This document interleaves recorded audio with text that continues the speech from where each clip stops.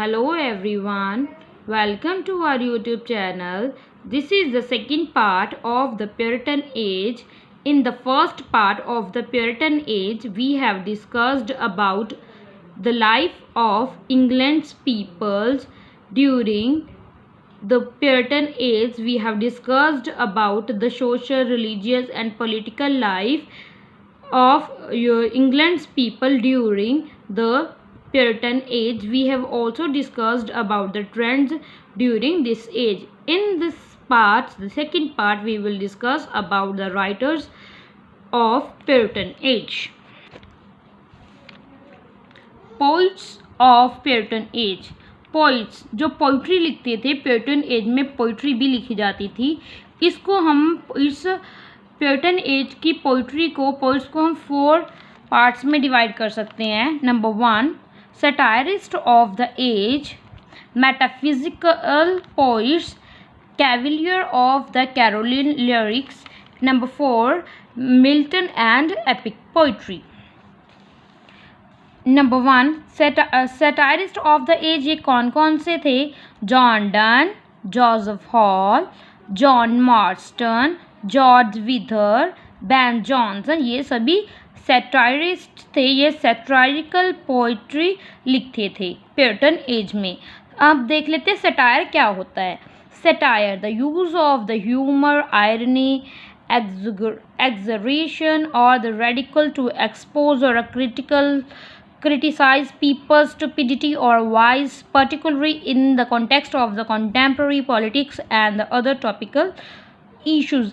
Satire क्या होता है? ये एक ह्यूमर होता है, मजाक किया जाता है, व्यंग कसा जाता है, लोगों का मजाक उड़ाया जाता है, उनको क्रिटिसाइज किया जाता है। जो लोग स्टूपिडिटी करते हैं, छोटे छोटे वॉइसेस करते हैं, उस कंटेम्प्रेरी पीरियड में जिसमें ये राइटिंग लिखी जाती हैं, उसका मजाक उड़ाने के लिए उस पर्टिकुलरली जैसे पॉलिटिक्स पे या अदर इश्यूज पे उनका मजाक उड़ाने के लिए, ह्यूमर उड़ाने के लिए, पर्टिकुलरली उनके जो स्टुपिडिटी हैं, वीसीज हैं, उन पे जो राइटिंग वर्क्स लिखे जाते हैं उसको हम सटायर बोलते हैं।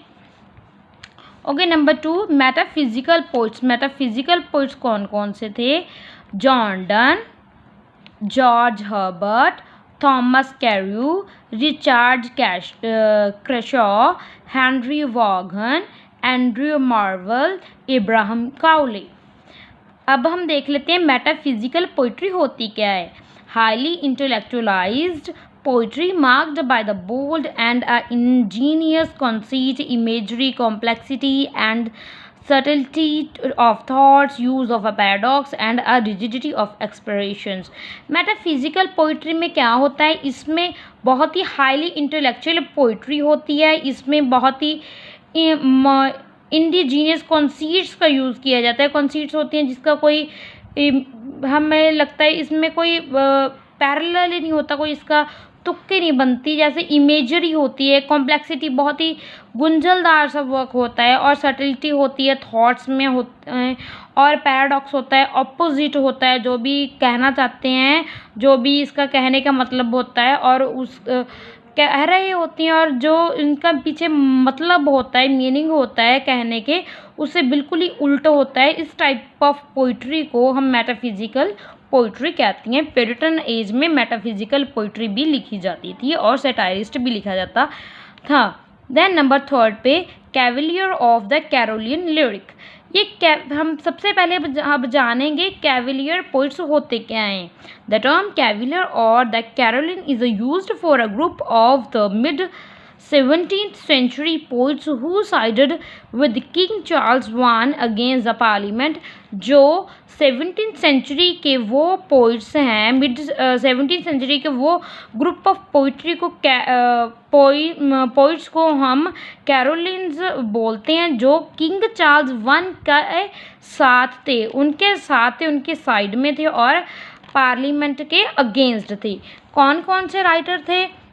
Robert Herrick, Richard Lovelace, John Suckling, Thomas Carew, Edmund Waller, John Denham, sir William Davenant. ये थे हमारे Cavalier of the Caroline lyrics.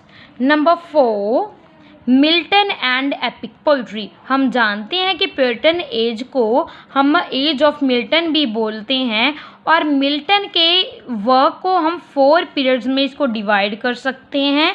तो मिल्टन के बारे में ये बहुत ही ब्यूटीफुल लाइंस हैं, ये बहुत ही इम्पॉर्टेंट लाइंस हैं। Milton was the child both the Renaissance and the Reformation। Renaissance और Reformation दोनों मूवमेंट में इसको, ये मिल्टन को एक चाइल्ड कंसीडर किया जाता है। तो इसके 4 पीरियड्स हैं। मिल्टन की पोइट्री को 4 पीरियड्स में डिवाइड किया गया है। तो number 1, the college period. The college period में क्या है, पोइम वो लिखते थे लैटिन में भी और इंग्लिश में, और इसकी फेमस पोइम है जो कॉलेज पीरियड में लिखी गई थी, ode on the morning of Christ nativity.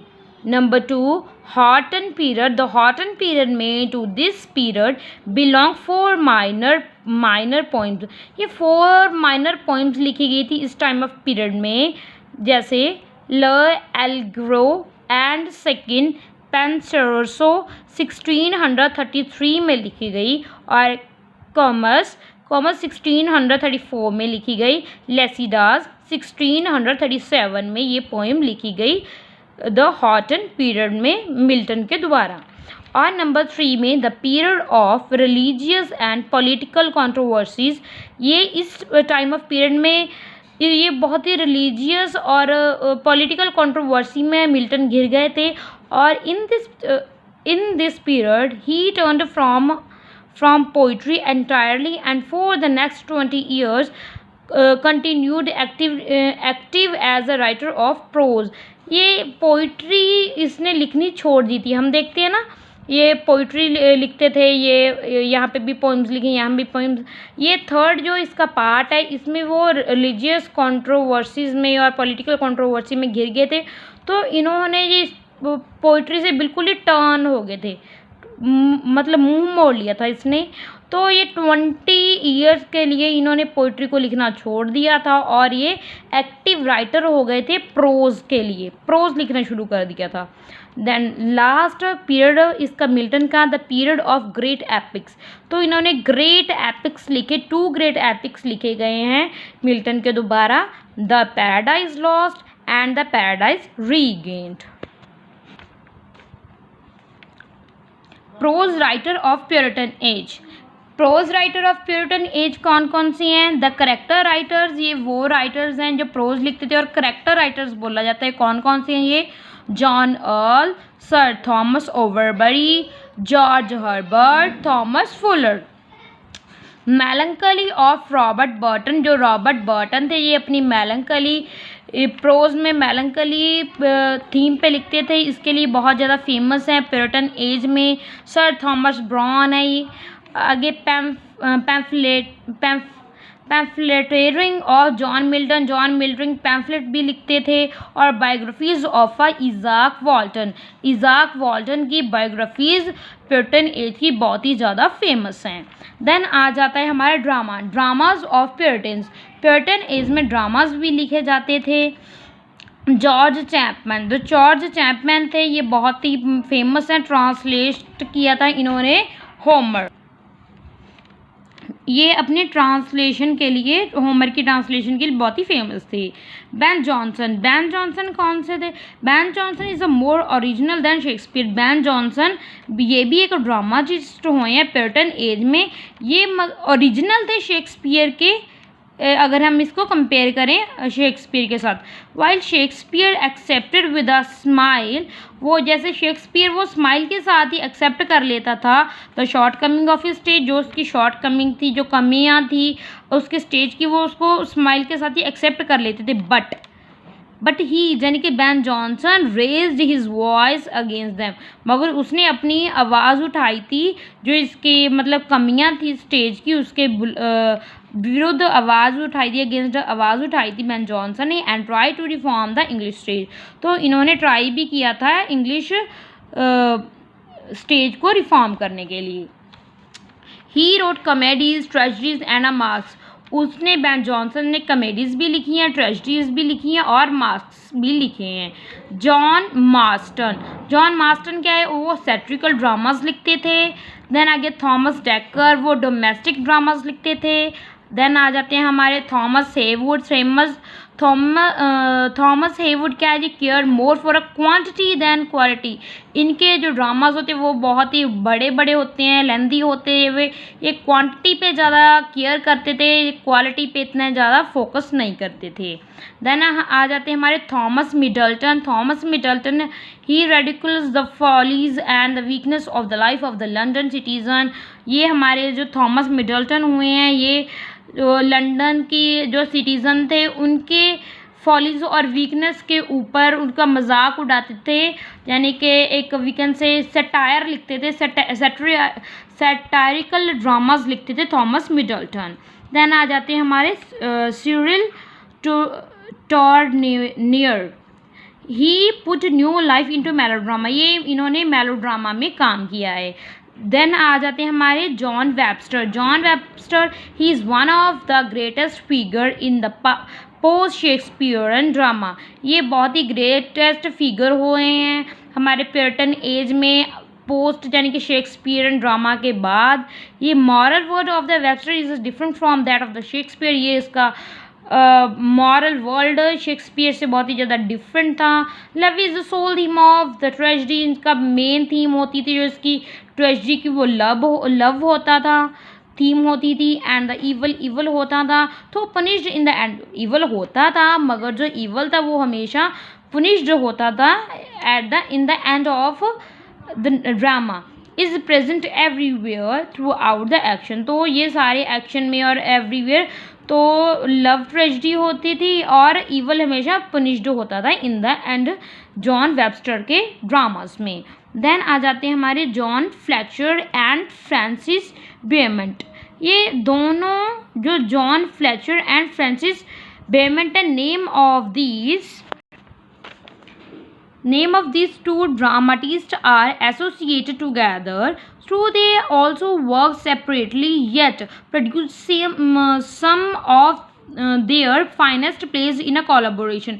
ये इन दोनों का नाम बहुत ही ज़्यादा एसोसिएट किया जाता है ड्रामाटिस्ट के तौर पे, चाहे ये दोनों ने अलग अलग ड्रामाज और वर्क भी लिखे थे, मगर जो इसके बहुत ही ज़्यादा फेमस प्लेज हैं, फाइनेस्ट प्ले हैं, वो इन्होंने कोलाबोरेशन यानी कि इकट्ठे लिखे थे। तो इसका दोनों का नेम इकट्ठा लिया जाता है प्यूरिटन एज में। देन फिलिप मैसेंजर क्या है, he was also a prolific writer who has a number of plays to his credit. तो इन्होंने भी बहुत ज़्यादा प्लेज लिखी हैं, प्यूरिटन एज के हैं, ये भी एक बहुत ही अच्छे ड्रामाटिस्ट हुए हैं। जॉन फोर्ड क्या है, in Ford's drama play we can see the gloom, melancholy and the bloodshed. इनका जो ड्रामास थे इनमें ग्लूम होता था, मेलंकली दिखाते थे और ब्लडशेड दिखाते थे ये अपने ड्रामास में। देन हमारे James Shirley according to Charles Lamb, Shirley is the last of the great race. तो चार्ल्स लेम ने शिरले के लिए एक बात बोली है, the last of the great race, ये लास्ट ड्रामाटिस्ट हुए हैं प्यूरिटन एज के। तो this is all about today's lecture, today's class. I hope you all are like this video. Thank you for watching. Keep on learning and keep on watching.